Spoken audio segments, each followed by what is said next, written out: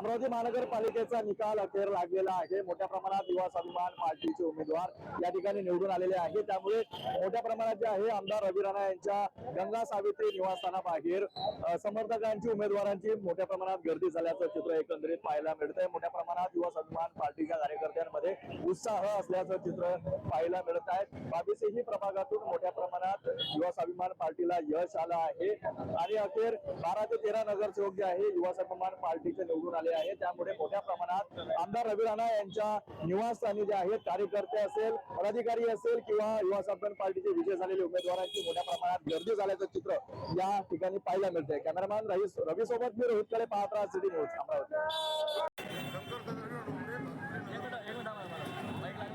शंकर सदाशिवराव डोंगरे, नगरपंचायत भातकुली, नगरसेवक। काय सांगाल युवा स्वाभिमान पार्टीच्या मोठ्या प्रमाणात या ठिकाणी उमेदवार निवडून आले आहेत, कशा पद्धतीचा जल्लोष राहील?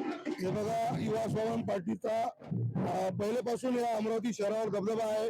या बडनेरा मतदारसंघात जेवढा विकास आमदार रवी राणा यांनी केलेला आहे आणि सौभाग्य नवनीत राणा यांनी जो विकास केलेला आहे, त्याच पार्श्वभूमीवर आज या अमरावती महानगरपालिकेच्या निवडणुकी